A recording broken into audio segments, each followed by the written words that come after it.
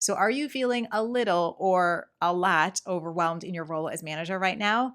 Well, I want you to know that this video is for you because whether or not you're brand new to the position or a seasoned manager, overwhelm is one of those things that can easily overtake us, and it is not a fun place to be, and it's nor is it actually a effective place to be. And so what I want to do today is share with you a couple of tips around how you can reduce the overwhelm that you are feeling in your role as manager. So if that sounds like something interesting to you and you want to learn more about, then definitely hit on that like and subscribe button and let's get started. Hey there, friend. Welcome back to the channel. And if you're new around here, well, my name is Mac and I'm a leadership coach, but I actually work specifically with first-time introverted managers and helping them to become confident, competent, and effective leaders. So like I mentioned on the onset of the video, what I want to talk about today is reducing overwhelm because I know that this is something that is very, very common. In fact, I would say about 30 or 40% of the messages that I receive from y'all usually start with the sentence, Mac, I feel so overwhelmed.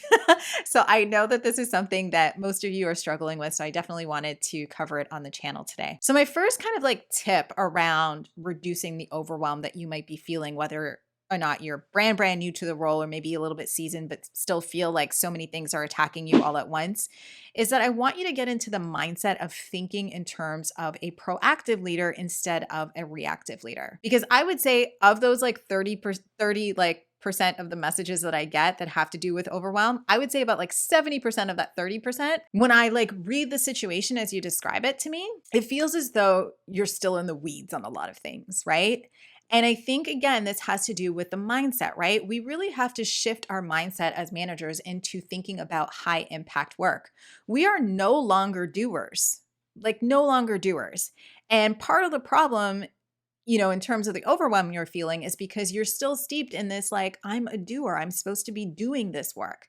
Now, yes, there is a portion of work sometimes for some companies, right, where you still maintain some of your individual contributor work, but for the most part, what you're being paid to do is to think and to solve higher level problems and to ensure that your team is solving problems on the ground. You can't do that if you're in reactive firefighter mode all the time. Besides that, you're going to run yourself ragged, and that's entirely why you feel overwhelmed. So you have to move over to thinking like a proactive individual rather than a reactive individual. And that will, of course, affect the actions and the decisions that you make. Now, I did a video on this a couple of months ago, which I will link for you in the corner as well as in the description box below, where I talked about the 4 quadrants of time and how that matrix really, really helped me move things that I was doing over into quadrant 2, which is the quadrant of leadership or proactivity. So I want you to take, let's say, 15 minutes after you watch this video to watch that video and see what I'm talking about when I say, what are the activities that would be reactive and what are the activities that are proactive, and how you can move it over into the right quadrant, which is, of course, proactivity, so that you can reduce the overwhelm that you're feeling just from being inundated with things that honestly you should not be doing. My second tip when it comes to kind of reducing the overwhelm that you're feeling is to recognize that the number one thing that you can do to reduce that overwhelm is to learn the right techniques. I'm going to repeat that again, okay, because I think this is really important. The number one thing that you can do to reduce the overwhelm you're feeling is to learn the right techniques. You see, overwhelm is simply a symptom. It's a symptom of running yourself ragged, piecemealing things that might or might not work. I remember it was a couple of months ago when I had Katrina, one of my accelerator students, on the channel. I remember her saying that, the reason that she was drawn into my program and the reason why she joined my program was because of the fact that she was working like 16-hour days, just trying to like work her 8 hours and then spending an additional like 8 hours just trying to figure out how to do her work properly, right? Like, because no one had ever trained her. She didn't have the specific advice. She wasn't getting the support from her manager. And so she was Googling till the cows come home how to do different things, right? She was Googling, how do I have a difficult conversation? How do I manage my time? How do I just how to things? And she said, she would implement something and it wouldn't work. And she didn't have like that sounding board in terms of, should I do this? Should I try this? Will this work on my team? And so she was spending just a lot of time piecemealing and Googling, and it was causing her more overwhelm. So I want you to know that the number one way that you reduce overwhelm is by learning the right techniques. Learn the right techniques about how to communicate effectively so that you're not causing a disaster by communicating ineffectively. Learn the right techniques about how to have proper, difficult conversations so that you don't have to continue to have the same conversation over and over again.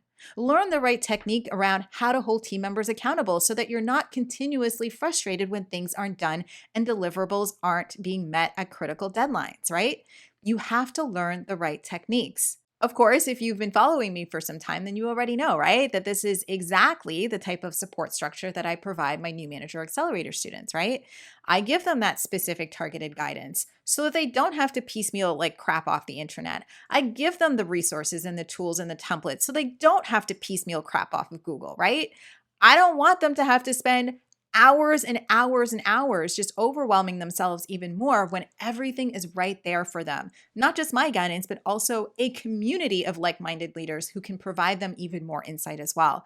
So if that's what you're looking for, right? If you are in a spot where you're feeling overwhelmed and you're ready to reduce that overwhelm and get that targeted advice that you need to be effective, confident, and competent, definitely book a call with me using the link in the description box below to see if you would be a fit for the new manager accelerator. So my third tip when it comes to like reducing the overwhelm that you're feeling is to delegate.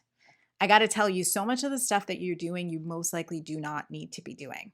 And it goes back to what I was talking about earlier when I said that you need to know what the high impact work is, right?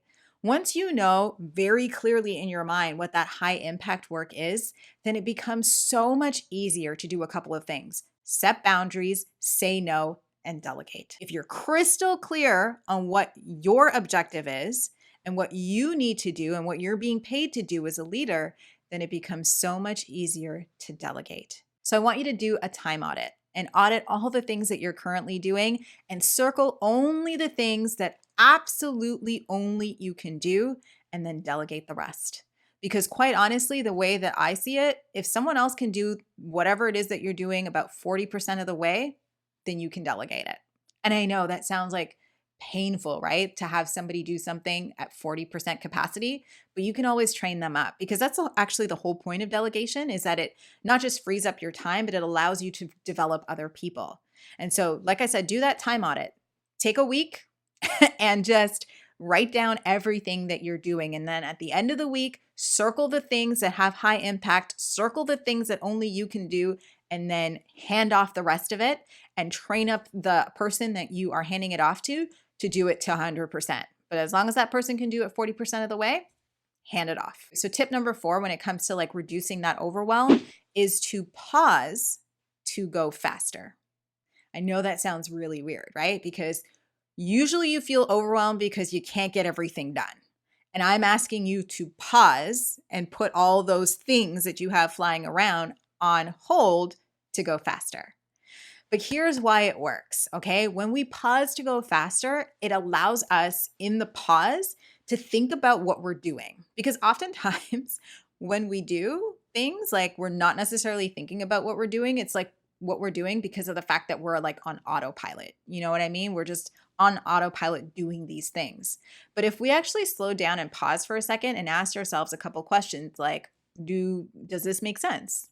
Can I automate this? Can I delegate this? Is there a better way to do this? When we ask ourselves these questions and all of a sudden, we come up with better ways to do things rather than relying on the way that we've always known that is causing us overwhelm. So what I like to do is I have it embedded into my quarterly calendar every quarter. And I talked about this somewhere else in a previous video. I'll find it and link it for you. But every single quarter, what I do is pause and reflect. I pause and I think to myself, in what areas did I experience a lot of friction? In what areas did I feel a lot of overwhelm? In what areas of this process, can I improve? Where are things broken that is causing, some chaos that is then, of course, causing some overwhelm? Pausing to reflect and think through that helps you to go further faster because then you're able to go, no, like the reason why this is causing chaos is because this process here is broken. And so if I spend some time fixing this process, then it won't be broken and then I won't have chaos, which will not lead to overwhelm. You know what I mean? It is a domino effect. But you can't get to the heart or the root cause of that domino effect if you don't take a moment to step out of your autopilot to deal with the root cause. So schedule like quarterly pauses or even monthly pauses in your calendar that will help you slow down to go faster. So that's pretty much it for me in terms of the 4 tips that I had to help you just reduce some of the overwhelm that you might be feeling. I hope that you found this valuable and helpful. Let me know in the comment section below which specific tip you are going to put into action so that we can start reducing that overwhelm for you right away. Let me know in the comment section below. Thank you so much for being here with me, my friend. I hope you have a fantastic rest of the week. Please do not forget to keep smiling, and I'll see you in the next one.